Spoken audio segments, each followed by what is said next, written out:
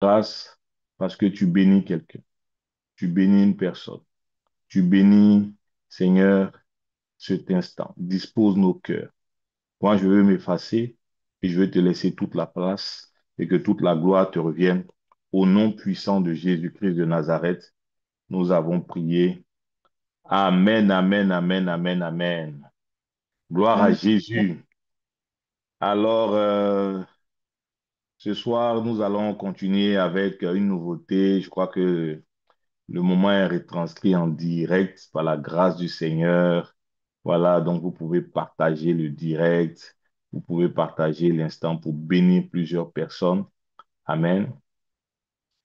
Et donc, sans plus tarder, on va prendre nos Bibles pour nous plonger dans ce que nous sommes en train de voir. Notre verset de base, c'est Philippiens 2. Voilà, Philippiens 2 chap- à partir du verset 6 à 8. C'est ce que nous sommes en train de voir. Mais sinon, notre méditation a commencé depuis Philippiens 2 à partir du verset 3. Voilà. Ici, le Seigneur est en train de nous instruire, de nous enseigner sur les étapes, voilà, qui mènent à l'ascension, tout type d'ascension, ascension spirituelle, ascension professionnelle, ascension matérielle, quel que soit le type d'ascension que nous recherchons. Il y a des clés, il y a des étapes, et ces étapes-là sont énumérées au niveau de Philippiens 2 à partir du verset 3. Voilà, je vais reprendre rapidement pour ceux qui nous prennent en marche. La Bible dit, Ren- ne faites rien en partie, par esprit de parti, ou par vaine gloire, mais que l'humilité vous fasse regarder les autres comme étant au-dessus de vous-même. Celui qui veut monter doit pouvoir être humble et doit pouvoir regarder les autres comme au-dessus de lui-même.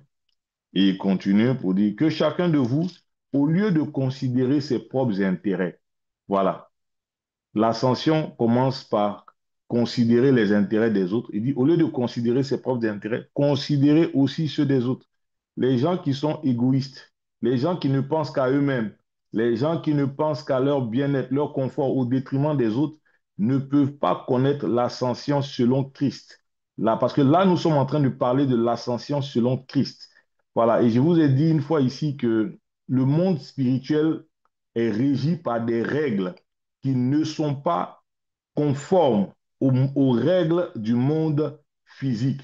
Voilà. Dans le monde spirituel, si tu veux monter, il faut descendre. Voilà. Quelqu'un se retrouve. Si tu veux monter, il faut descendre. Dans le monde spirituel, si tu veux avoir, il faut donner. Voilà. Il faut donner. Si tu veux recevoir, il faut donner. Donc, le monde spirituel est régi par certaines règles. Par exemple, dans le monde physique, avant de croire, il faut une preuve. Voilà, les scientifiques expliquent toujours qu'il faut des preuves, il faut d'abord une expérience avant d'établir une thèse, avant d'établir une théorie.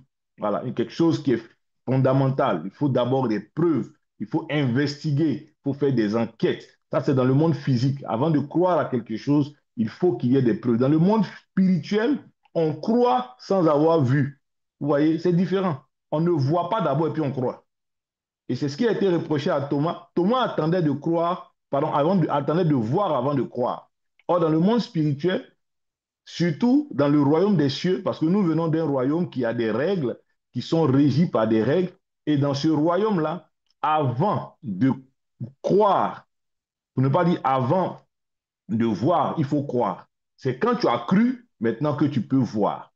Voilà. Donc, nous devons comprendre que les règles de l'ascension dans le monde spirituel, dans le monde de, des chrétiens, n'est pas conforme aux règles de l'ascension dans le monde physique. Dans le monde physique, pour monter, il faut faire des coups bas, il faut être égoïste, il faut faire certaines choses. Or, dans le monde spirituel, dans la chrétienté, pour monter, il faut considérer les intérêts des autres. Amen, amen. Est-ce que quelqu'un est avec moi? Alléluia. Quelqu'un peut ouvrir Amen. son micro, voilà, pour que là, je sache comment entend. Alors, au verset 5, la Bible dit, ayez en vous les sentiments qui étaient en Jésus-Christ.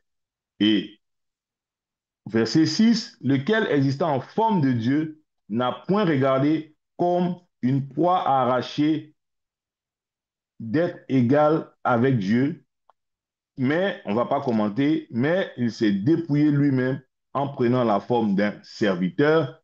Donc, ici, je vais juste faire une pause pour pouvoir monter, pour pouvoir connaître l'ascension dans le domaine spirituel. Il faut avoir la forme d'un serviteur, il faut servir. Jésus a dit que il se fait le serviteur de tous. Il a montré à ses disciples comment laver les pieds des disciples, comment il faut être le serviteur. Il a dit, celui qui veut être le plus grand, qu'il soit le serviteur de tous. Vous voyez, dans le monde spirituel, celui qui se met au service des autres, c'est celui qui cherche à grandir.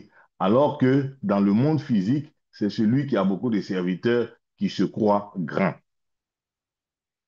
Et donc, le Seigneur nous continue, il nous explique au travers de ce verset par la, la parole. Il dit, il a pris la forme d'un serviteur et en devenant semblable aux hommes. Et c'est là qu'on était le dimanche, pardon, le jeudi dernier. Et encore, c'est sur cette partie qu'on va continuer en devenant semblable aux hommes. Amen, amen. Alors, rapidement, est-ce que quelqu'un peut me rappeler ce qu'on a vu le, le jeudi en 15 rapidement? J'avais dit qu'on allait faire une petite interro, mais bon, on va, on va juste interroger quelqu'un volontaire pour me rappeler ce qu'on avait vu. Amen, amen.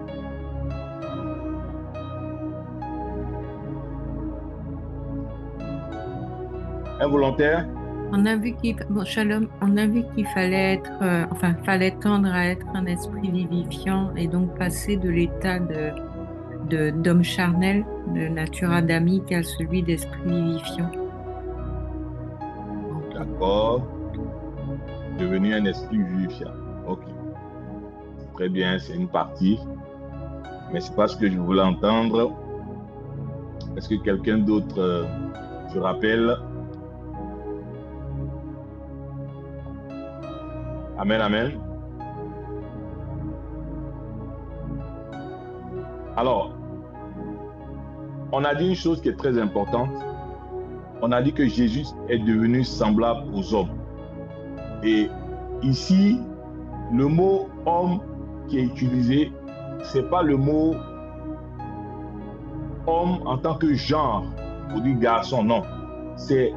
Ça vient du grec anthropos, qui veut dire être humain. Voilà, être humain. La Bible dit que Jésus est devenu semblable aux êtres humains, c'est-à-dire homme ou femme. Voilà. Donc Jésus est devenu semblable à un humain. Et la Bible dit que dans Genèse 1, verset 27, que quand Dieu a créé Adam et Ève, dans Genèse 1, 27, la Bible dit Dieu créa l'homme à son image, il le créa à l'image de Dieu, il créa l'homme et la femme. Vous voyez ici, on précise bien, il créa l'homme à son image et après on dit créa l'homme et la femme. Parce qu'on est en train de parler, on fait référence, la Bible fait référence à l'être humain, à l'être humain. Et ici, le mot homme qui est utilisé dans l'Ancien Testament, c'est Adam. Adam veut dire homme, être humain. Voilà. Adam veut dire homme. Adama veut dire terre, tiré du sol. Donc ici, quand Philippiens 2, verset 7 nous dit que Jésus est devenu semblable aux hommes, la Bible est en train de nous faire remarquer que Jésus est devenu un humain. Parce qu'il avait sa nature divine qu'il a laissée, il s'est dépouillé. Le verset précédent, la Bible dit qu'il s'est dépouillé, il a pris la forme d'un serviteur en devenant semblable aux hommes. Mais de quel homme s'agit-il? Parce que nous avons vu que en tant qu'homme, en tant qu'humain, aujourd'hui, nous sommes limités. Nous sommes limités. Et nous n'arrivons pas à faire certaines choses que Jésus a fait sur la terre. Pourtant, Jésus, quand il est venu, la Bible nous a dit qu'il s'est dépouillé, il a renoncé à tous ses attributs divins. Il a renoncé à sa divinité. Il était égal à Dieu, mais il a laissé cette divinité pour devenir un simple homme. Mais quand Jésus est devenu humain comme nous avons vu par le parcours de Jésus sur la terre que Jésus a accompli des choses que nous, en tant qu'humains, nous n'arrivons pas à accomplir. En tant que chrétiens, nous n'arrivons pas à accomplir. Pourtant, chrétien veut dire Christ. Ça vient du mot Christ, semblable à Jésus. Nous sommes des Christ. Voilà. Nous sommes censés être comme lui, mais nous n'arrivons pas à faire comme lui. Et encore, Jésus allait plus loin. Il a dit, vous allez faire des choses plus grandes. Mais pourquoi ne sommes-nous pas en train de faire comme Jésus a fait? Et encore plus, pourquoi n'arrivons-nous pas à faire plus que Jésus a fait? Et c'est là que vient ce que nous avons vu le jeudi dernier, c'est que l'image, le mot homme que la Bible a utilisé ici pour parler de humain, c'est vrai que c'est Adam, mais ce n'est pas l'homme humain après la chute d'Adam, non. Jésus est venu en tant qu'homme, mais il est venu pas avec la nature adamique. La nature adamique après la chute, après le péché. Alors nous tous qui sommes nés de femmes, nous sommes des hommes, mais des hommes avec la nature adamique, la nature de péché. C'est pour ça que la Bible a dit que tous ont péché et ont été privés de la gloire de Dieu. Nous sommes devenus des hommes diminués. Nous sommes devenus des hommes qui ne sont plus à l'image de Dieu. Parce que Dieu nous avait créés au départ avec une image. Nous avions l'image de Dieu. Et quand Adam a péché, Adam a perdu cette image-là. Mais quand Jésus est venu, Jésus n'a pas eu la semence du péché. C'est pour ça que la Bible dit que Jésus n'a jamais péché. Alors quand Jésus est né avec la vraie version de l'humain que nous étions dans le jardin d'Éden. Jésus est venu avec une image, une forme humaine, mais une forme humaine dépouillée de péché. Et c'est cette forme humaine-là qui lui a permis de faire ce qu'il a fait. Et la Bible dit que nous avons contemplé sa gloire, ce qu'il a fait. Alléluia. Alors celui qui veut marcher comme Jésus, atteindre les mêmes résultats que Jésus, doit quitter la nature homme que j'avais appelée version 1, la nature adamique version 1, qui avait été corrompue par le péché, pour vêtir le nouvel Adam, la nouvelle dimension d'Adam que Christ est venu rétablir. Christ est venu rétablir une autre dimension d'Adam. Et je crois que ce soir, je prie par les compassions de Christ que tu puisses entrer dans cette dimension au nom de Christ Jésus. Bien-aimés, les enseignements que nous sommes en train de donner par la grâce du Seigneur vont nous permettre, si nous ne sommes pas des auditeurs oublieux, vont nous permettre d'entrer dans cette dimension. Parce que Christ vient chercher son épouse. Nous sommes à la porte, nous sommes à la fin des temps. Et Christ vient chercher une église sans tache ni ride, qu'il s'est préparé. Et nous devons comprendre que tant que nous avons cette nature adamique, nous ne pourrons pas entrer dans le royaume des cieux. Ce n'est pas possible. Je dis souvent, si Adam a été chassé du jardin d'Éden à cause d'un péché, personne d'entre nous ne pourra prétendre y entrer avec deux péchés. Je répète, si Adam a été chassé du jardin d'Éden avec un péché, personne d'entre nous ne pourra entrer avec deux péchés, même péché 0,5. Pourquoi? Parce que la nouvelle Jérusalem, c'est une nouvelle Jérusalem où les personnes qui seront sans tache ni ride. Mais comment est-ce que nous allons y entrer? Par le moyen du sang de l'agneau qui nous purifie, qui nous lave. Mais nous devons comprendre certaines choses. Nous devons comprendre que Christ, qui est l'image du Dieu invisible, qui est la nouvelle version, c'est une dimension dans laquelle nous devons entrer. Christ n'est pas, notre père spirituel, le pasteur Mohamed avait déjà prêché là-dessus. Christ, ce n'est pas Jésus. C'est vrai qu'on parle de Jésus-Christ, mais Christ, c'est une dimension spirituelle. C'est cette dimension spirituelle qu'Adam avait, l'image du Dieu vivant. Parce que Adam a été créé à l'image. Mais cette image-là, il l'a perdue. Et la Bible dit dans 1 Corinthiens 15, verset 45, c'est un verset qu'on a lu, c'est pourquoi il est écrit, le premier homme Adam est devenu une âme vivante, le dernier Adam est devenu un esprit vivifiant. C'est de cela que Maud parlait tout à l'heure. Jésus est devenu un esprit vivifiant.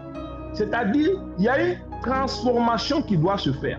Il y a un transit qui doit se faire. Nous devons quitter la nature adamique du premier Adam que j'ai appelé la première version pour faire une mise à jour totale pour passer à une nouvelle version qui est la nouvelle dimension de Christ, qui est le dernier Adam. Il n'y a pas un autre Adam après lui. C'est vrai que j'ai appelé la V2, mais en vrai, c'est la version finale. Il n'y a pas d'autre version. C'est la dernière version. Et au verset 46, la Bible dit, ce qui est spirituel n'est pas le premier. C'est ce qui est animal qu'il est. Mais ce qui est spirituel vient ensuite. D'abord, quand nous naissons homme animal. Et après, nous sommes censés devenir des hommes spirituels. Le premier homme, verset 47, est tiré de la terre, il est terrestre. Le second homme est du ciel. Tel est le terrestre, tels sont aussi les terrestres. Tel est le céleste, tels sont aussi les célestes. Et de même que nous avons porté l'image terrestre, nous porterons aussi l'image céleste. Alors, aujourd'hui, Christ nous appelle, pour ne pas dire notre vie chrétienne, a pour objectif de porter cette image céleste, cette image que nous avons perdue dans le jardin, cette image que nous avons perdue à cause du péché d'Adam et Ève. Avant, quand on voyait Adam, on voyait Christ, on voyait Dieu. Maintenant, quand on voit Adam, on ne voit plus Dieu. Pourquoi? Parce qu'il a perdu cette image. Christ est l'image du Dieu invisible. Colossiens 1, verset 15 à 16. La Bible dit, il est l'image du Dieu invisible, le premier-né de toute la création. C'est-à-dire que Christ existait avant Adam. Et quand on a créé Adam avec l'image. L'image, c'est la version. Et la dernière fois, je vous expliquais qu'en informatique, quand on installe des systèmes d'exploitation, on installe les systèmes d'exploitation avec des images. Des images qu'on prend pour mettre dans des ordinateurs pour installer le système. Donc, Adam, quand Dieu l'a créé, Dieu a pris l'image de Christ pour mettre en Adam. Mais cette image-là a été corrompue par un virus qu'on appelle le péché. Et cette image-là, qui était corrompue, n'était plus capable d'opérer comme la première version. Alors, il a été dégagé. Maintenant, Christ est venu pour venir rétablir cette image. Cette image que nous avions, et c'est la version finale. Et cette image-là, c'est elle maintenant que nous devons installer en nous, que nous devons porter l'image du céleste. Je prie que dans cette saison, dans cette fin des temps, tu portes l'image du céleste au nom de Jésus. Que nous portions l'image du céleste. C'est une question d'image. C'est une question d'image. Avant, dans le jardin d'Éden, quand on voyait, de la même manière, quand on voyait Jésus sur la terre, on voyait Dieu. Parce que Jésus a dit à ses disciples un jour, il a reproché. Il dit, je crois que c'est Philippe qui lui a demandé. Philippe a dit, montre-nous le Père. Montre-nous le Père. Et puis Jésus lui a dit, depuis que je suis avec vous, vous n'avez pas encore vu le Père. Comment vous pouvez me demander le Père? Je suis avec vous. Et puis il dit, celui qui m'a vu a vu le Père. Pourquoi? Parce que Jésus est l'image du Dieu invisible. Il est l'image du Père. Il ne suffit que de voir Jésus pour voir le Père. Et nous aussi, nous étions censés être l'image du Père. Quand on nous voit, on doit voir le Père. Et c'est ce qu'Adam reflétait dans le jardin. Dans le jardin, Adam reflétait cette image-là. Adam reflétait l'image de Dieu, du Dieu invisible. Tel Christ est l'image du Dieu invisible. Tel Adam était l'image du Dieu invisible avant la chute. Alors quand les animaux voyaient Adam, les animaux ne voyaient pas Adam. les animaux voyaient Dieu au travers d'Adam. Mais quand vous vous rappelez que quand Adam a chuté, et que même après encore son fils Caïn a chuté, Caïn a demandé pardon à Dieu de mettre une marque sur lui. Bon, c'est Dieu qui a voulu mettre la marque, mais de faire quelque chose pour ne pas qu'on le tue. Est-ce que vous pouvez imaginer que Adam, dans le temps avant sa chute, puisse demander pardon à Dieu de faire quelque chose pour ne pas qu'on le tue? Est-ce que la créature, l'animal pouvait tuer Adam? Ce n'était pas possible. Pardon, Dieu, la création ne pouvait pas tuer Dieu. Donc quand on voyait Adam, les lions voyaient Adam, les serpents voyaient Adam, tous ceux-là, ils avaient peur. Parce que Adam reflétait la nature divine. Mais quand le péché est entré, Adam et sa descendance ont commencé à ne plus refléter cette image-là. Mais quand Christ est venu, il était cette image parfaite. Et quand tu vois Christ, tu vois Adam. Pardon, tu vois Dieu. Quand tu vois Christ, tu vois Dieu. Je prie que dans cette saison, que l'image de Dieu te soit restituée au nom de Jésus. Dans cette génération, nous devons être l'image du Dieu invisible.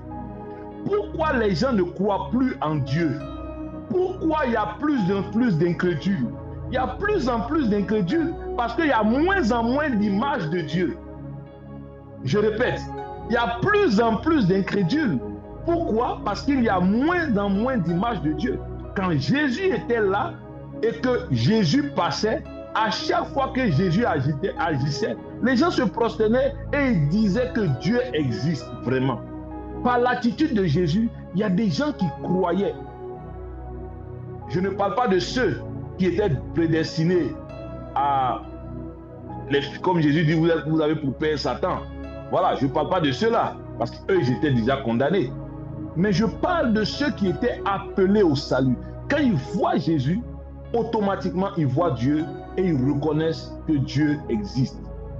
Aujourd'hui, la Bible déclare que la création tout entière attend la révélation des fils de Dieu. Et c'est quand nous allons nous révéler que les incroyants, les incrédules vont pouvoir voir Dieu au travers de nous. Dieu veut se révéler au travers de nous. Dieu veut se révéler au travers de toi. Dieu veut se révéler au travers de moi. Mais nous devons pouvoir prendre cette image que nous avons perdue. Je prie que dans cette saison, l'Église retrouve cette image qu'elle avait perdue. Parce que la Bible dit que le charnel vient en premier, mais le spirituel vient après. Nous sommes certes nés charnels, mais nous n'allons pas finir charnels. Nous allons devenir spirituels. Nous allons être ces êtres spirituels à la gloire de Dieu, à la gloire du roi des rois. Alléluia. Alors, comment est-ce que Adam a perdu cette image?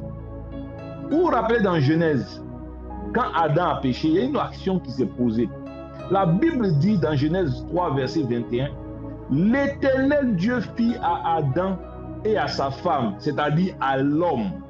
À l'homme. Quand on dit Adam et à sa femme, on parle maintenant de l'homme, l'humain, des habits de peau, et il les a revêtis. Donc, quand le péché s'est manifesté, il y a eu une conséquence. Il y a quelque chose qui s'est passé. Dieu ne les a pas seulement chassés, mais Dieu les a recouverts, il les a revêtis avec des habits de peau. Ici, quand on parle de peau, on déduit que c'est des peaux, pour ne pas dire que c'est une peau d'animal. Dieu a pris la peau d'un animal pour revêtir Adam. Alors, après la chute, quand on voyait Adam, on ne voyait plus Dieu, on voyait un animal. Quand on voyait Adam, après la chute, on ne voyait plus l'image de Dieu. On ne voyait plus cette image divine. On voyait un animal. On voyait un être charnel. Pourquoi? Parce qu'il y a un habit de peau qui l'a revêti. Alors, avant que chacun d'entre nous ne devienne chrétien, ne devienne ce à quoi Christ nous appelle, l'image du Dieu invisible, nous sommes tous des hommes charnels, pour ne pas dire des hommes animaux, si on peut s'exprimer ainsi. Alors quand on te voit, quel type d'animal es-tu? Est-ce que tu as l'image de Dieu? Sinon, alors tu as encore la peau d'un animal. Et Paul a dit, en s'adressant aux Corinthiens, les Corinthiens, ce sont des chrétiens, des gens qui ont donné leur vie à Jésus, des gens qui commençaient même à manifester leurs dons spirituels. Parce que le fait de manifester des dons spirituels ne veut pas dire qu'on est l'image de Christ. Pour ne pas dire qu'on a atteint l'image, on a une image parfaite de Christ. On va comprendre quelque chose tout à l'heure. Ici, dans 1 Corinthiens 3, verset 1, la Bible dit, pour moi, frère, ce n'est pas comme à des hommes spirituels. Or, tout à l'heure, quand on a lu le spirituel, on parle de Christ. Le deuxième Adam, c'est celui qui est devenu un esprit vivifiant. Ce n'est pas à des hommes spirituels que j'ai pu parler. C'est-à-dire, Paul est en train de dire, pour moi, frère, ce n'est pas des païens. Des hommes qui ont donné leur vie à Jésus, qui sont nés de nouveau. Ils sont nés de nouveau. Il dit frère. Un frère, ce n'est pas un païen, c'est un homme qui est né de nouveau. Frère, ce n'est pas comme à des hommes spirituels. C'est-à-dire, ce n'est pas comme à des hommes qui ont l'image de Christ que je vous ai parlé. Mais je vous ai parlé comme des hommes charnels. C'est-à-dire des hommes qui ont encore le vêtement, pour ne pas dire l'habit de peau sur eux. Comme des enfants en Christ. Et il continue, il dit, je vous ai donné du lait et non de la nourriture solide, car vous ne pouviez même pas supporter la nourriture solide. Ah, le chrétien charnel ne peut pas supporter des choses solides.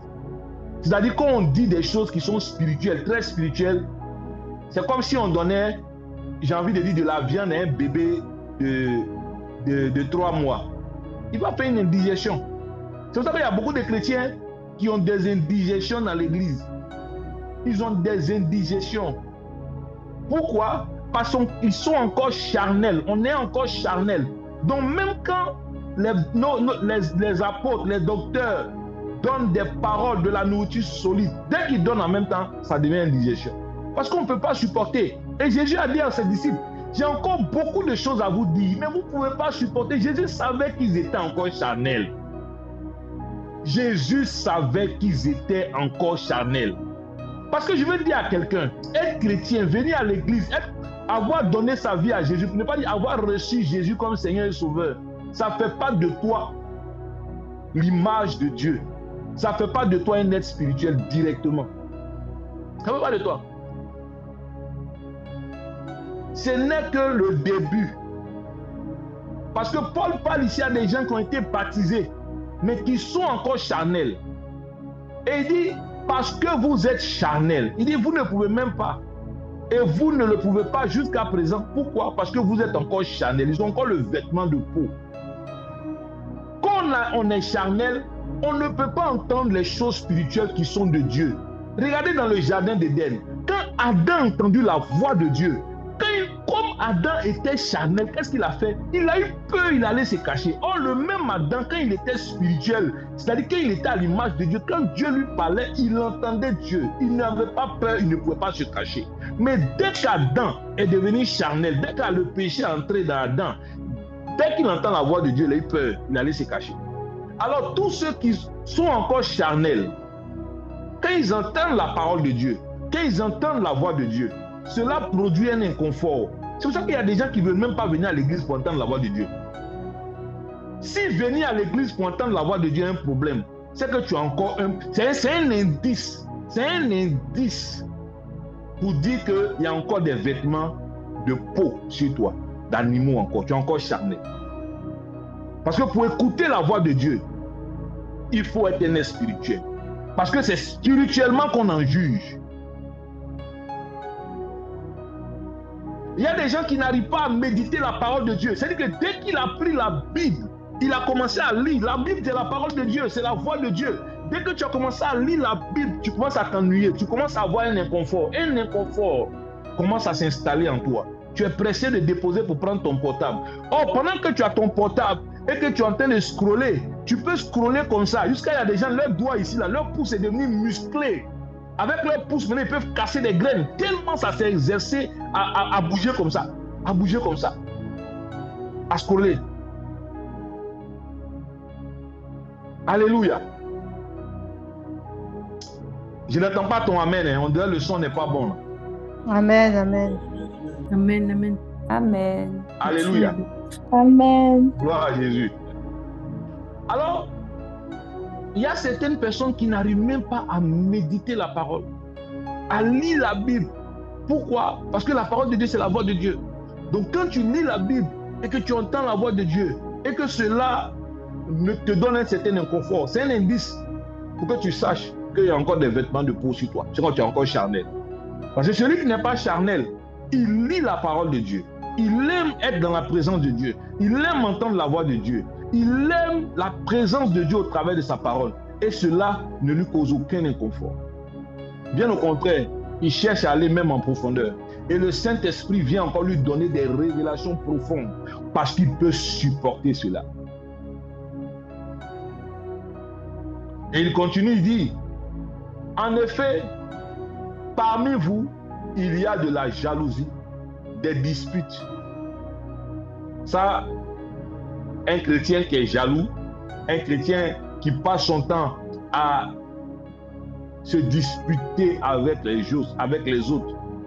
Paul dit, n'êtes-vous pas charnel? Et il continue, dit, ne marchez-vous pas selon l'homme? Ici, Paul pose la question, n'êtes-vous pas charnel, ne marchez-vous pas selon l'homme? La même phrase, vous n'avez pas le même mot, homme, qu'on a pris pour dire Jésus est devenu un homme, a pris la forme d'un homme. Paul utilise ce même mot pour dire n'êtes pas devenu comme un homme. C'est-à-dire que le même mot homme là, il peut être utilisé pour désigner des hommes V1. Dans le cas ici, c'est les hommes V1 charnels. Et il peut être utilisé pour désigner des hommes V2 spirituels. Quel type d'homme es-tu? Quel type d'homme es-tu? Quand l'un dit, moi, je suis de Paul, et l'autre, moi, je suis d'Apollos, et puis il continue, n'êtes-vous pas des hommes?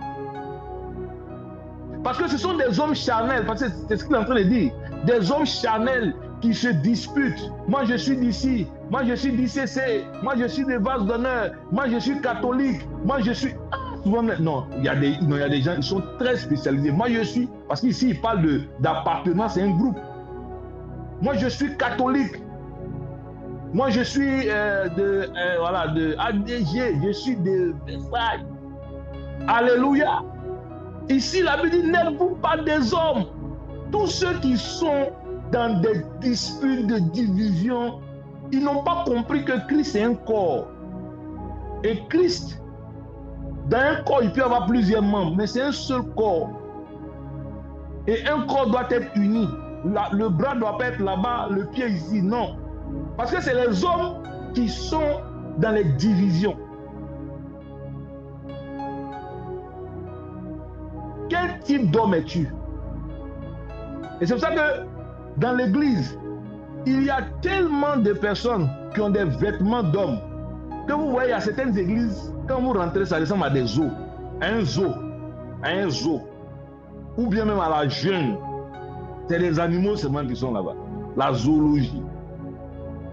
Ah, que Dieu nous donne d'avoir des églises spirituelles, des églises surnaturelles, des églises où on n'a pas d'hommes charnels, mais des églises où nous avons des hommes à l'image de Christ, selon la version de l'image de Christ. La chute d'Adam a fait de nous des hommes privés de la gloire de Dieu et qui marchent selon la chair. Galates 5, j'invite chacun de nous à lire vraiment Galates 5 jusqu'au verset 22. Il dit, au verset 16, la Bible dit, je dis, marchez selon l'esprit et vous n'accomplirez pas les désirs de la chair. Quand on marche selon l'esprit, quand on marche selon l'image de Dieu, la dimension V2, on ne peut plus être dans la première dimension. Mais il y a des personnes qui sont comme des mutants. C'est-à-dire, ils sont mi-hommes, bon, mi-charnel, mi-spirituel. Il y a des chrétiens qui sont comme des mutants. Ils n'ont pas encore fini leur mutation. Aujourd'hui, tu les vois, ils sont des hommes V1. Demain, tu les vois, ils sont des hommes V2. Ils n'ont pas encore fini leur transformation. Et la Bible dit que c'est ce vêtement-là, ce vêtement que Dieu a mis là, de peau là, qui fait que nous avons perdu cette image-là. Et ce vêtement-là, c'est un voile. C'est un voile que Dieu a mis sur nous. Et la Bible en parle dans plusieurs endroits. 1 Corinthiens 11, versets 3 à 4. Je veux cependant que vous sachiez que Christ est le chef de tout homme humain. Que l'homme, ici maintenant, il parle de l'homme en tant que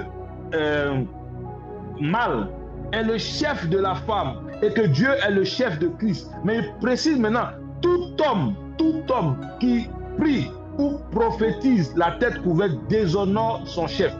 Donc ici, Paul est en train de dire que quand nous devons prier, un homme doit prier, ne doit pas se couvrir la tête. C'est-à-dire qu'il ne doit pas avoir de voile. Donc, celui qui a un voile, c'est encore celui, c'est une image que Paul est en train de donner, c'est une image de celui qui a encore le vêtement de peau sur lui. Il est recouvert encore de ce vêtement de peau-là. Parce que la Bible dit qu'Adam était nu, mais il n'avait pas honte de sa nudité devant Dieu. La nudité qu'il avait, bien au contraire, lui permettait d'être accessible dans cette dimension.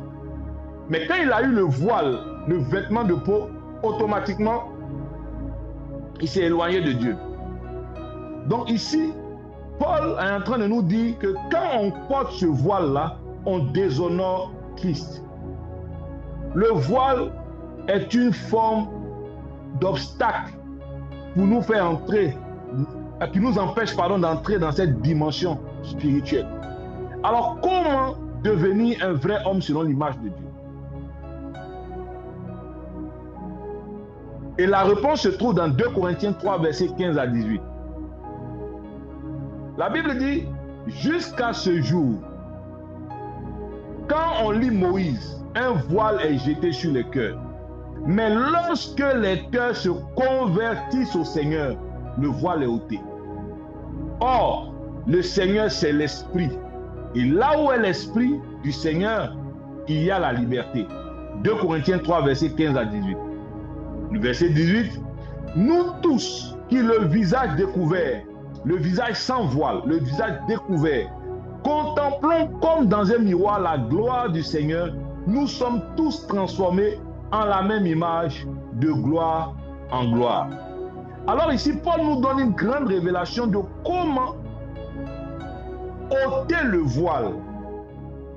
Il dit pour ôter le voile, il faut que les cœurs se convertissent au Seigneur.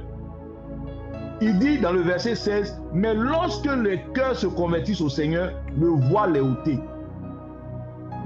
Donc pour que le voile soit ôté, pour redevenir cette image que nous étions, il faut que nos cœurs se convertissent à Christ, au Seigneur. Quelqu'un va me dire qu'il est déjà converti. Bien aimé, la conversion n'a rien à voir avec la nouvelle naissance. Tu peux naître de nouveau et ne pas être converti. C'est deux choses différentes. La nouvelle naissance, elle se fait après la repentance. Je me répands de mes péchés. Je me répands de mes fautes. Je reconnais que je suis un pécheur. Je reconnais que Jésus-Christ est mort à la croix pour que je sois sauvé. Je reconnais qu'il est le Fils de Dieu. Je reconnais que j'ai mal agi. J'étais dans des choses qui ne plaisaient pas à Dieu. Et je reconnais que, comme l'enfant prodigue, j'étais loin de Dieu. Alors je viens maintenant dans la maison du Père. Et maintenant je viens pourquoi me convertir. Le mot convertir, d'abord je viens me repentir. Quand je me repens, je viens maintenant dans la nouvelle naissance. Maintenant, après la nouvelle naissance, quand je nais de nouveau en acceptant Jésus comme Sauveur et Seigneur et qu'on me passe par les eaux du baptême, parce que la Bible dit, pour naître de nouveau, il dit, en vérité, je vous le dis, celui qui ne naît d'eau et d'esprit, il ne peut entrer dans le royaume des cieux. Vous voyez, la naissance d'eau, c'est celle que nous faisons par le baptême physique. Maintenant, la naissance de l'esprit, c'est la conversion, la réelle conversion.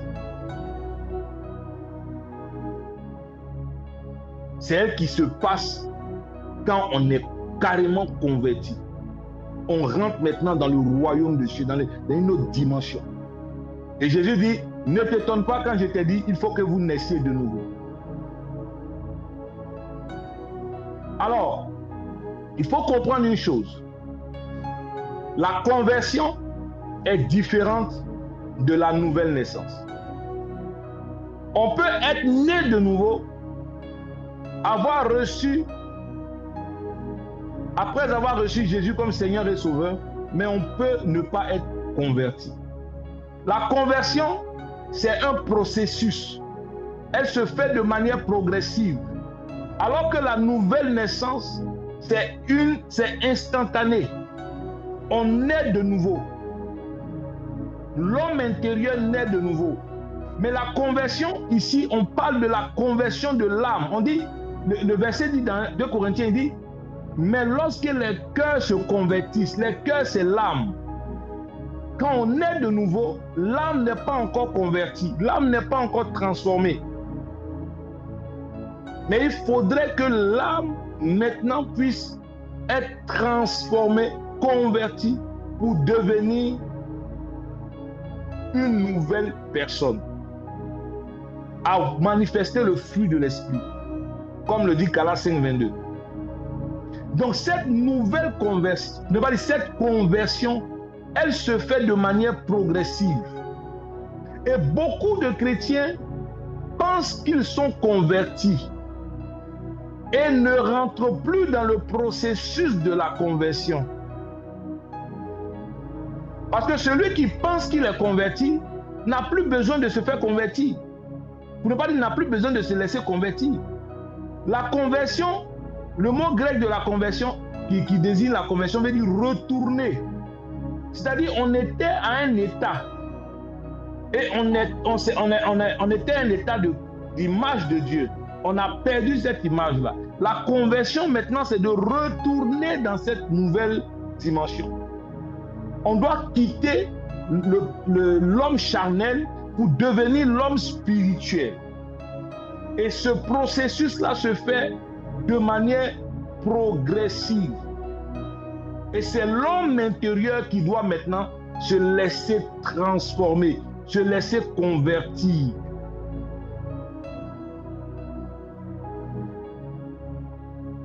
Alléluia.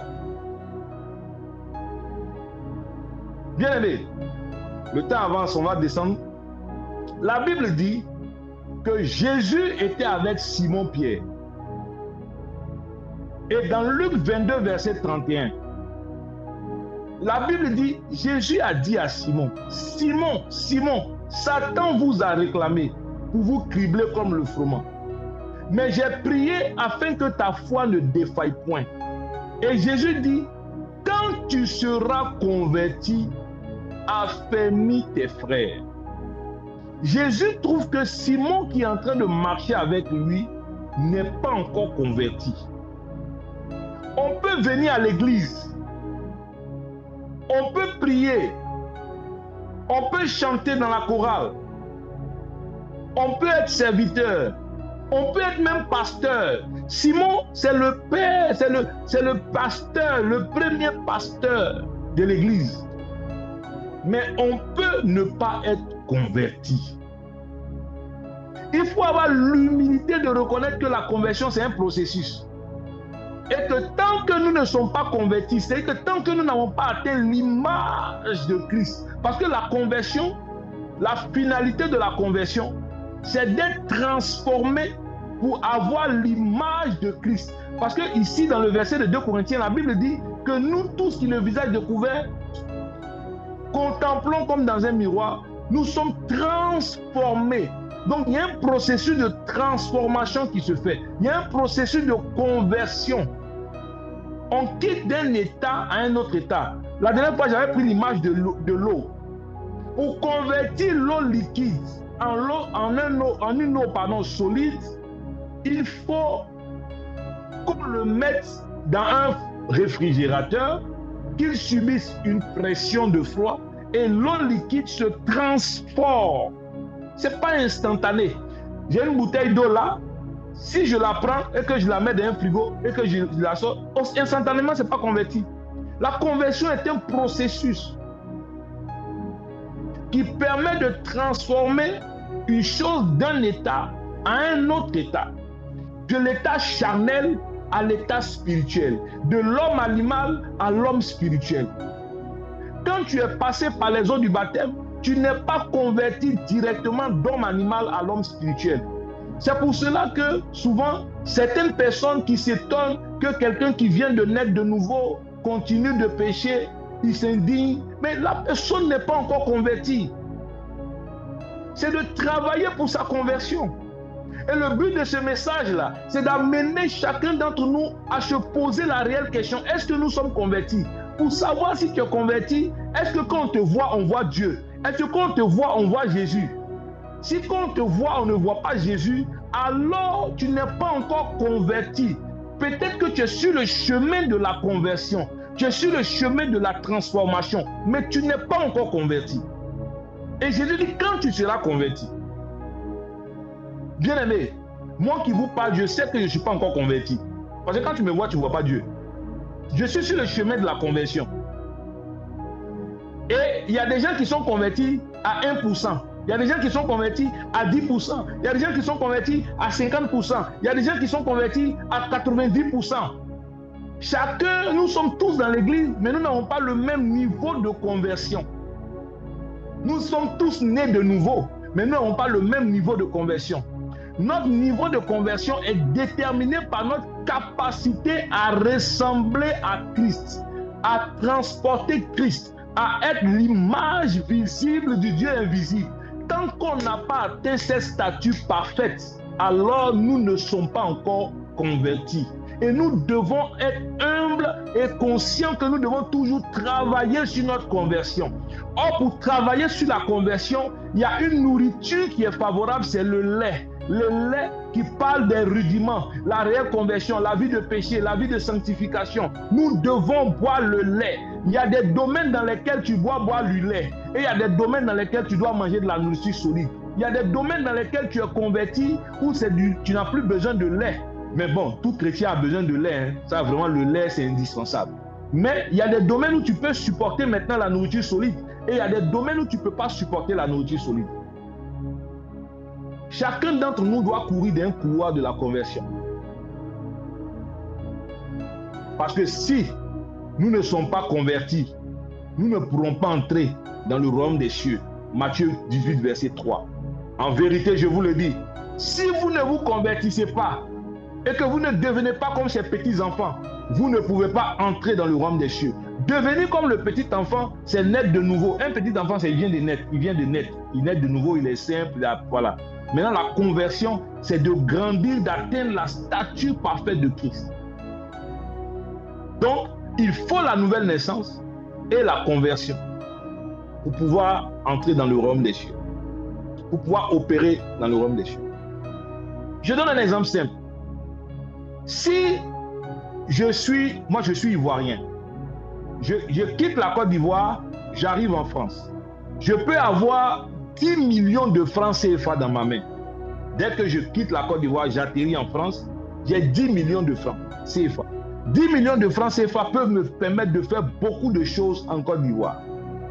Et quand je viens en France, ces 10 millions de francs CFA ne me serviront à rien tant que je ne les ai pas convertis. Pourtant, je suis en France. L'image, c'est pour te dire que la nouvelle naissance, c'est d'entrer dans un nouveau territoire. C'est de pouvoir avoir l'accès. La conversion, c'est de transformer maintenant les ressources que tu as pour pouvoir maintenant opérer dans la dimension, pour ne pas dire opérer dans le nouveau territoire dans lequel tu es. Alors, tant que j'ai mes francs CFA sur moi, je ne pourrai rien acheter. Pourtant, c'est de l'argent. Il faut que je convertisse. Mais pendant que je m'en vais convertir, si 10 millions de francs CFA, ça doit faire 15 000 euros par là. Si je m'en vais convertir les 10 millions de francs CFA et que je ne convertis que 1 million, c'est-à-dire 1500 euros, mais je pourrais juste utiliser que la partie convertie. L'autre partie ne va servir à rien. Alors dans l'église, nous avons des chrétiens qui ne peuvent pas être utilisés à 100% par Dieu. Pourquoi? Parce qu'ils sont encore en mutation, en transformation. Leur conversion n'est pas totale. Quand Jésus vient, il veut t'utiliser. Jésus t'a donné des talents, mais les talents n'ont pas été convertis. C'est un exemple que je prends, parlant de talent. Alors, il y a un domaine dans lequel Jésus ne pourra pas t'utiliser. Parce que tu fonctionnes encore avec ton ancienne monnaie. Tu fonctionnes encore avec l'ancien franc CFA. Il y a des domaines dans lesquels tu ne pourras pas exceller. Dieu veut que nous puissions nous transformer, faire une conversion totale pour pouvoir être opérationnel dans le monde spirituel. La nation tout entière, pour ne pas dire la création tout entière, attend la révélation des fils de Dieu. Et comment les fils de Dieu se révèlent? C'est en étant convertis, en prenant la nouvelle forme, l'image visible, en devenant l'image visible du Dieu invisible. Bien-aimé, dans cette saison de la fin, laisse-toi utiliser par Dieu en laissant Dieu travailler la conversion en toi, en laissant Dieu ôter tout ce qui n'est pas de lui qui est en toi. Parce que tant que tu auras des francs CFA en toi, les francs CFA ne pourront pas te permettre de travailler, de pouvoir acheter, d'opérer en euros. Ce ne sera pas possible. Donc tant que Dieu n'a pas transformé, Dieu n'a pas converti ces francs en euros, cela ne pourra pas être utilisable. Et c'est en cela que Jésus a dit à Satan, tu viens, mais tu n'as rien en moi. Satan n'a rien en Jésus. Satan n'a pas de pièce de Jésus. C'est-à-dire que la monnaie de Satan, là, sa monnaie, ce qui appartient à Satan, son trésor, là, je n'ai pas trouvé ça en Jésus. C'est-à-dire le péché. Il y a des gens qui ont encore des dettes de Satan. Ils prennent encore la monnaie de Satan, les ressources de Satan pour marcher avec. Le péché, la colère, l'impudicité, le mensonge. Cette semaine, j'ai appris des mensongeries. Vraiment, j'ai été dépassé.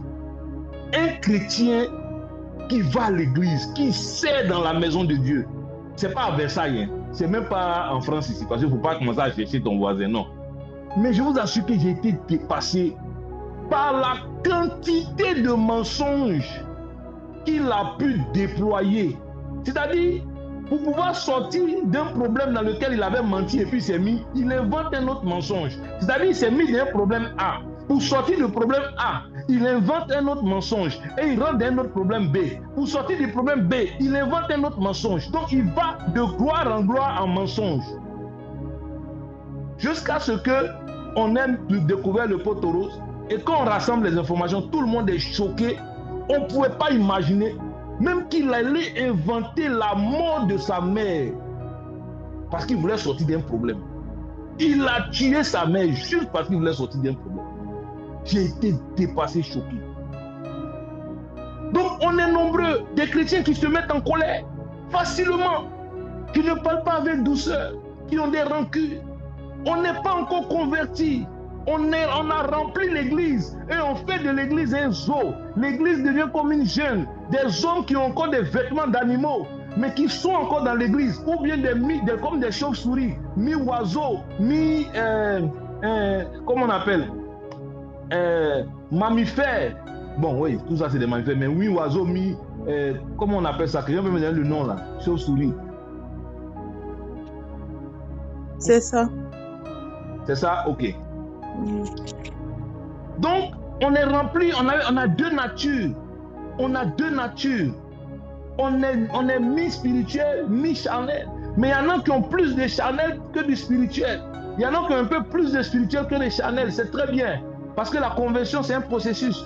Mais il y a certains qui sont depuis des années chrétiens, 10 ans, 20 ans. Mais leur capacité charnelle, on les trouve en train de boire, en train de fumer, en train d'être dans l'adultère, dans le mensonge, dans l'hypocrisie, dans le faux coup. Après 10 ans, 20 ans de chrétienté, ils sont au même niveau de la conversion. Ce soir, le Seigneur m'envoie te dire, si tu ne te convertis pas, tu ne pourras pas affermir tes frères. C'est-à-dire que tu ne pourras pas être utile dans la maison, dans la main de Dieu. Dieu veut nous utiliser pour affermir les autres. Dieu veut nous utiliser pour affermir les païens. Parce que affermir, c'est rendre stable. Non seulement aller gagner les païens, mais les affermir. Parce que c'est ça, aller faire de toutes les nations des disciples. Pour gagner des disciples, il faut aller les amener à Christ et il faut les affermir. Mais pour le faire, il faut que nous-mêmes nous soyons convertis. C'est ce que Jésus a dit à Pierre. Pierre, quand tu seras converti, affermis tes frères. C'est-à-dire les frères sont là, mais ils ne sont pas encore convertis. Et toi-même, tu n'es pas encore converti. Travaille vite sur ta conversion, Pierre. Pierre, ce soir, je te parle, travaille sur ta conversion. Parce que si tu n'as pas travaillé sur ta conversion, le Seigneur ne pourra pas t'utiliser pour affermir les autres. Et nos églises sont remplies de chrétiens mi-oiseaux,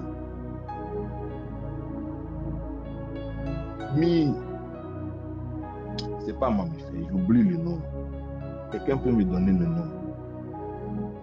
Je cherche, je ne trouve pas. Hein. Les gens qui ont fait sciences naturelles. Attendez, je vais chercher. Caméléon? Non, en fait, la chauve-souris, c'est en même temps rongeur, on va dire rongeur et puis oiseau. Voilà, les rongeurs là, c'est ça, je pense que c'est ça. C'est un oiseau et en même temps un rongeur, on va dire comme ça. Animal et oiseau, on va dire comme bon. Un oiseau c'est un animal, mais un rongeur spécifique. Je pense que c'est ça, ouais. Donc, mais aussi on peut dire des caméléons. C'est oiseau et mammifère. Voilà, oiseau et mammifère, d'accord. Oiseau et mammifère, ok. Merci, j'avais trouvé. Donc, il y a des chrétiens qui ont plusieurs natures. Il y a des chrétiens qui ont plusieurs formes. Il y a des chrétiens qui ont plusieurs qualificatifs. Ils sont chrétiens, mais en même temps, quand on les voit dehors, on ne les reconnaît pas comme des chrétiens. Ce soir, le Seigneur nous appelle à la conversion. Et comment on se convertit? C'est par la méditation de la parole, le lait. Laissez le lait, la parole de Dieu, transformer notre intelligence. Romains 12, verset 2. Ne vous conformez pas au sexe présent, mais soyez transformés par le renouvellement de l'intelligence. Soyez transformés par le renouvellement de l'intelligence. On avait lu aussi dans 2 Corinthiens 3, verset 18. Nous tous qui le visage découvert, contemplons comme dans un miroir la gloire du Seigneur, nous sommes transformés en la même image. C'est-à-dire, méditer la parole, accepter la parole comme vérité. Quand la Bible nous dit que nous ne devons pas nous mettre en colère, nous devons accepter cela et rejeter la colère. Quand la Bible dit que nous ne devons pas être jaloux, que nous ne devons pas faire telle chose, nous devons accepter et nous devons maintenant laisser la parole de Dieu dominer sur nous. Tant que c'est nous qui dominons sur la parole de Dieu, alors c'est l'être animal qui est encore vivant. Mais pour crucifier la chair, l'être animal, il faut laisser la parole de Dieu dominer sur nous. Ce soir, le Seigneur nous attend, nous appelle pour que nous puissions nous laisser transformer, pour que l'homme fait, la statue parfaite de Christ puisse être révélée en nous, pour que nous puissions être cette image visible du Dieu invisible que la création tout entière attend. Alors je veux vraiment qu'on prie pour ce sujet. Bien-aimé, je suis le premier concerné. Pendant que je priais, je préparais ce moment, je dis Seigneur, aide-moi à être converti. Je sais qu'encore il y a beaucoup de domaines qui sont encore là, dans mon cœur. Je ne suis pas encore converti. Je suis né de nouveau, certes, mais je ne suis pas encore converti. Je n'ai pas encore pris je n'ai pas encore été transformé. J'ai encore des francs CFA en moi. Je n'ai pas encore tout transformé. Je n'ai pas encore tout converti en euros.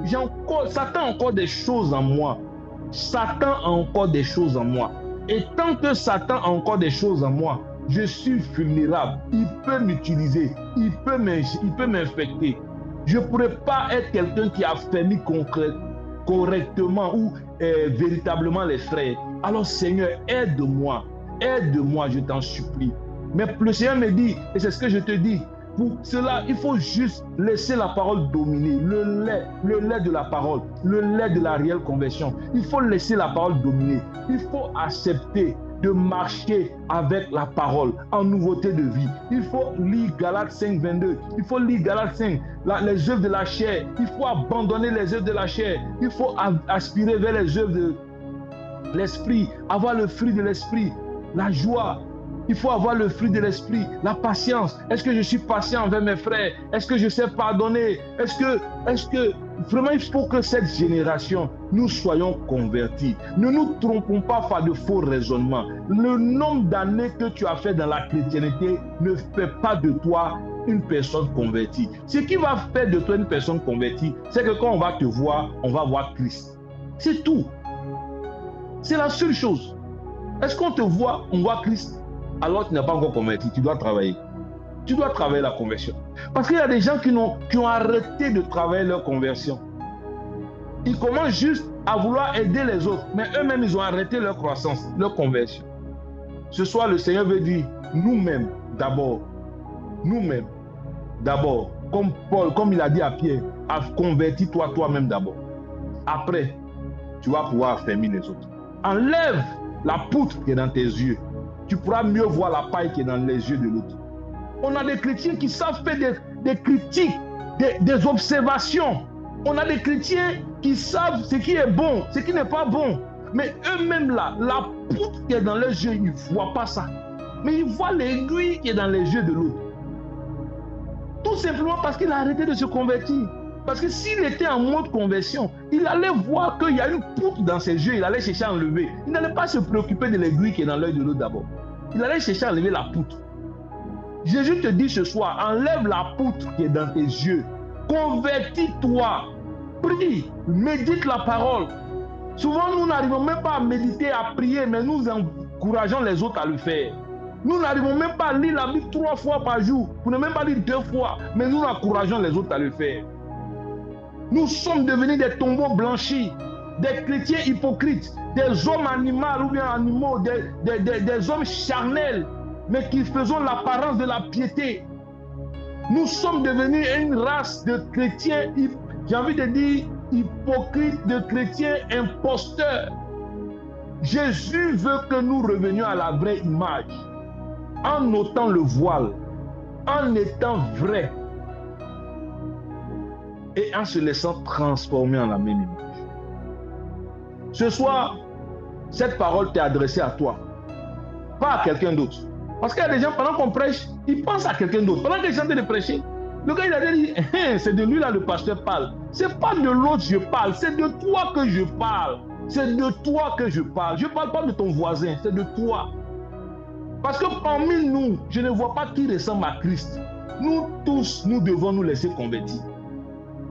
On doit se convertir, nous tous. Et pour cela, on doit avoir l'humilité de reconnaître qu'on est né de nouveau, mais on n'est pas encore converti.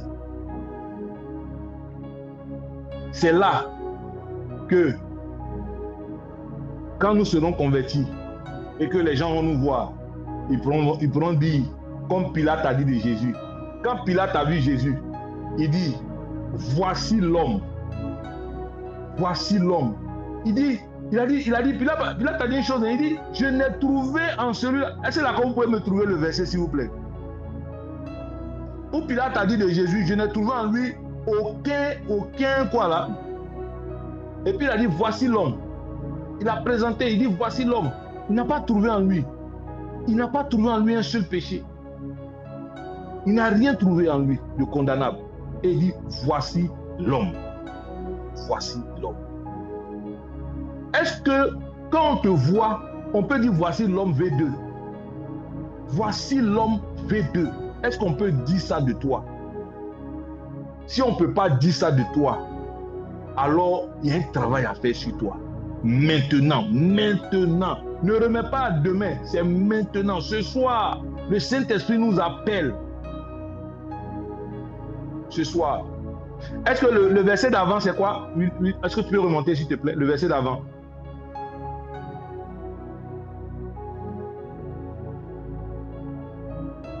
Regardez ce qu'il dit. Voici, je vous l'amène dehors, afin que vous sachiez que je ne trouve en lui aucun crime. Est-ce que en toi, on peut dire qu'il n'y a aucun crime?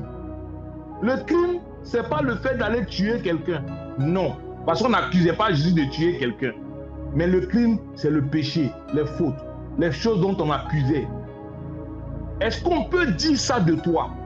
Si on ne peut pas dire ça de toi, alors Pilate ne pourra pas dire ce qu'il a dit au verset 5. Voici l'homme. Allons-y, verset 5. Voilà, voici l'homme. Mais de quel homme il s'agit? L'homme V2, l'homme à l'image de Dieu, en qui il n'y a aucun crime.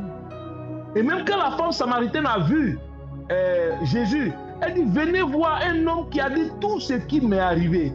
Jésus était qualifié d'homme plusieurs fois, mais homme V2. Ah, bien aimé, ce soir, le Seigneur nous appelle. Le Seigneur nous appelle et nous interpelle à la réelle conversion. J'invite quelqu'un à payer des livres. Le Saint-Esprit t'a dit de payer un livre sur la conversion. Le Saint-Esprit te mène depuis à payer un livre, à te documenter sur la conversion. Mais tu négliges cela. Aujourd'hui, par ma voix, va, enseigne-toi. Qu'est-ce que la réelle conversion? Forme-toi, travaille, convertis-toi. Toi-même d'abord. Enlève la poutre. Enlève la poutre. Ne soyons pas des chrétiens avec des poutres qui essaieront d'enlever les pailles dans les yeux des autres. Ne soyons pas des chrétiens avec le voile de l'homme animal qui essaieront d'enlever le voile qui est sur la tête de l'autre. Nous-mêmes enlevons le voile afin de pouvoir voir ou enlever le voile qui est sur les autres. Alors on va prier. On va élever la voix pour prier. Ce soir, c'est en toi et le Saint-Esprit. Parce que la fin arrive. Nous sommes à la fin des temps. Jésus est à la porte. Depuis des décennies, les gens disent que Jésus arrive. Jésus est à la porte. Mais je sens et je crois, et plusieurs pères le disent, dans cette saison, c'est encore plus proche qu'il y a quelques années. Est-ce que tu es prêt aujourd'hui si Jésus vient? Est-ce que dans ton cœur, la conversion est passée par là? Est-ce que tu es passé sur l'autel, le feu de l'autel des holocaustes? Est-ce que tu as laissé ton cœur être purifié de toutes ces impuretés, ces souillures? Parce que tant que la conversion n'est pas passée, tu ne pourras pas connaître l'ascension. C'est-à-dire que tu ne pourras pas monter avec Jésus quand il viendra. Jésus ne pourra pas monter avec ceux qui auront. Ils ne pourront pas connaître l'enlèvement, ceux qui ne seront pas convertis. Alors je veux qu'on prie. Moi-même, je vais prier pour moi ce soir. Mais au-delà de la prière, je voulais qu'on prenne, chacun prenne un engagement devant le Seigneur. Pour dire, Seigneur, je veux être converti. J'ai encore, Satan a encore des choses en moi. Il y a des semences de Satan encore en moi, des pensées de Satan, des attitudes de Satan, des comportements de Satan. Je ne suis pas encore l'image parfaite de Jésus. Quand on me voit, on ne voit pas Jésus. Quand on me voit, on ne voit pas le Père. Quand on me voit, souvent même on voit plus Satan que moi-même. Que Jésus, pardon. Alors je vais prier pour moi. Tu vas prier pour toi. On va élever la voix. Malus kabrash keliradabash. Père, ce soir, tu nous as parlé de la réelle conversion. Papa, moi-même, je reconnais que je ne suis pas encore converti. Je n'ai pas la vie de Christ. Je ne suis pas à l'image de Christ.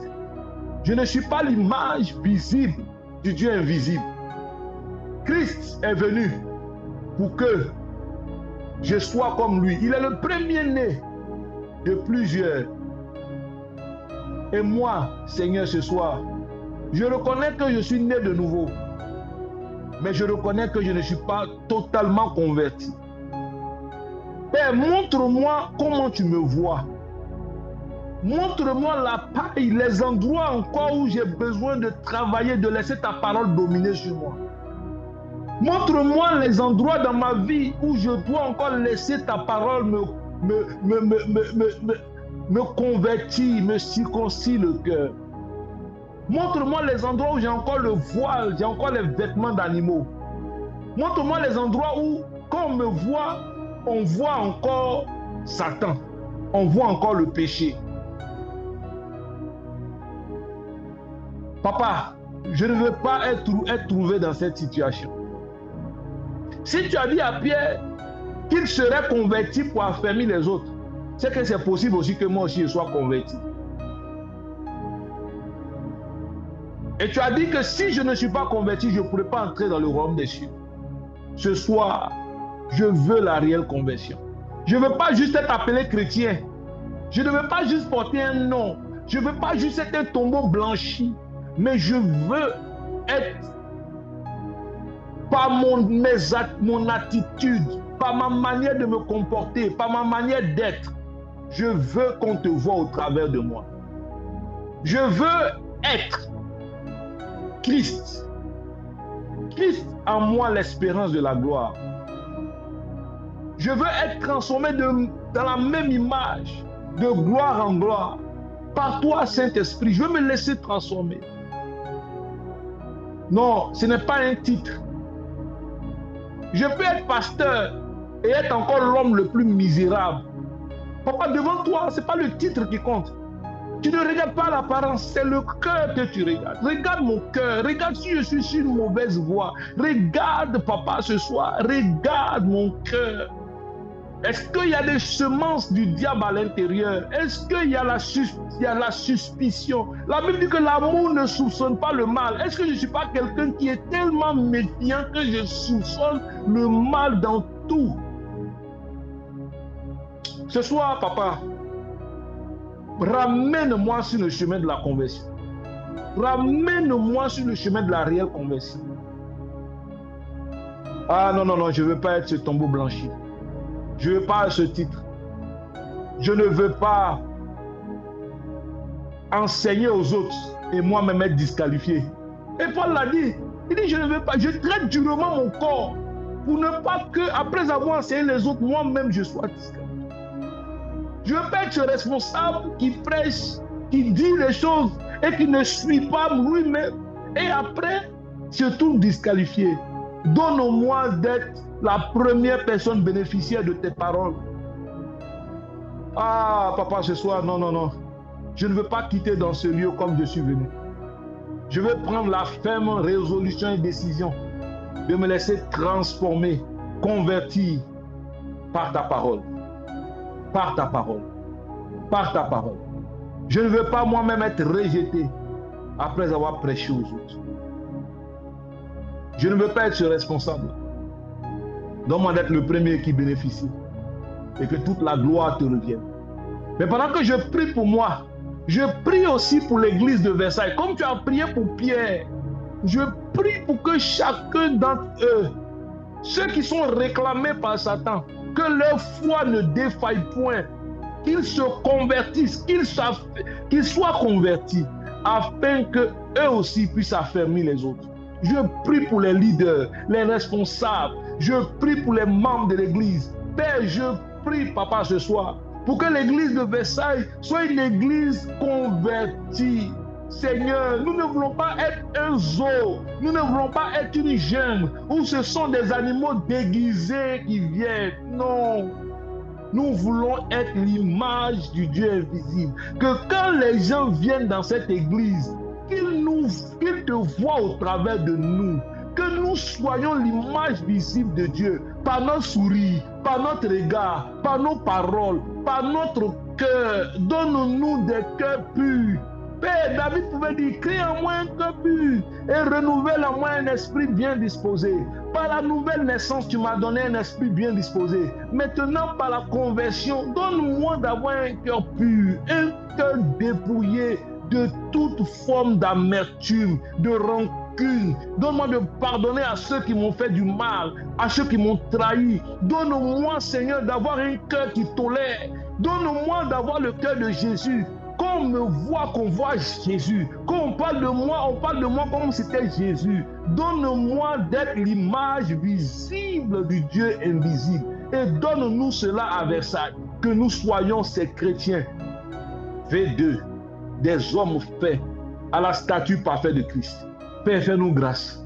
Nous reconnaissons ce soir que nous ne sommes pas convertis.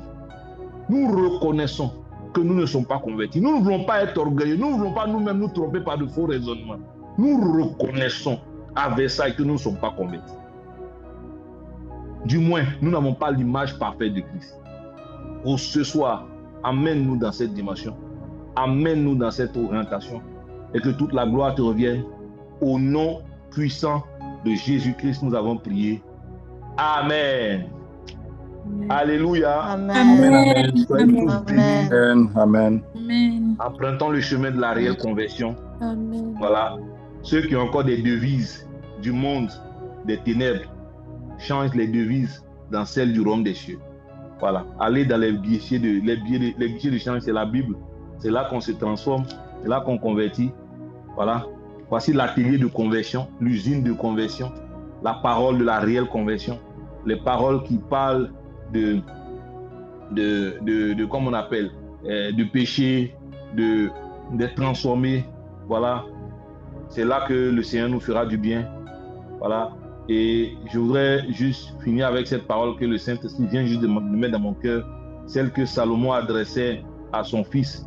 Salomon disait à son fils, là, comme je ne sais pas si vous pouvez trouver le verset, fortifie-toi et sois un homme. Voilà, fortifie-toi et sois un homme. Voilà, c'est un roi. Voilà, je l'ai, 1 Roi 2, verset 1 à 3.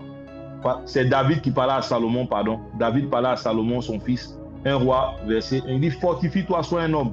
Et puis, il complète, il dit, observe le commandement de l'Éternel, ton Dieu, en marchant dans ses voies. Donc, pour être un homme, il faut se fortifier pour observer les commandements de l'Éternel, pour marcher dans ses voies, en gardant ses lois, ses ordonnances, ses jugements, ses préceptes, selon qu'il est écrit dans la loi. Alors, bien-aimés, fortifions-nous, soyons des hommes véreux, et je crois que le Seigneur va nous faire beaucoup de bien. Vous êtes bénis, au nom de Jésus, tu es béni, ta maison est bénie, ta famille est bénie, nous sommes tous bénis. Je laisse la parole